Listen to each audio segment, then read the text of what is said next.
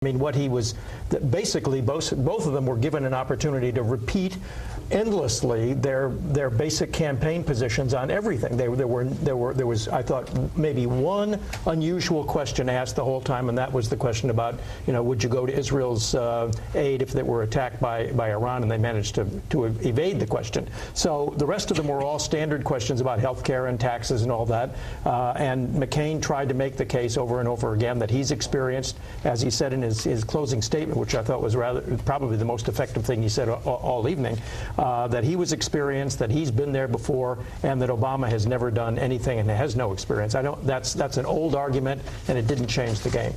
The reason you want to have the town hall format, if you want to have it, is that you get interesting questions from citizens that are a little offbeat and different from your classic inside the Beltway National Press Club. And might knock them off their talking points. Right, sober interview with a cabinet secretary. Tom Brokaw, with all due respect, Tom Brokaw thought his job was to interview, in effect, the next Secretary of HHS, of Health and Human Services, the next Energy Secretary, the next Treasury Secretary, and the next Secretary of State. And it was an absolutely conventional, you know, talking points then, where they both have, of course, respectable positions on most of these issues. You got a little glimmer of differences on taxes, a little bit on foreign policy.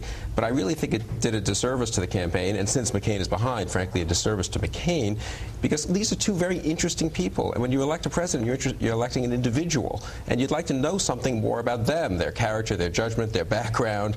And citizens' questions would have been more like that, I think. You know, what's the biggest challenge you've had in your life? What surprised you the most? What's your biggest mistake? Those would have been interesting, actually. Did you like the question about what do you not know? That was actually the best question, and it actually provoked a mildly interesting answer at the end, but it was the last one. But I think objectively, the fact that it was that kind of extremely conventional, inside the Beltway, sort of cabinet secretary type debate, of course helped Obama, because on a lot of these issues, his positions are as popular as McCain's, and he's good at articulating them, and McCain did a pretty good job too, but it didn't change much.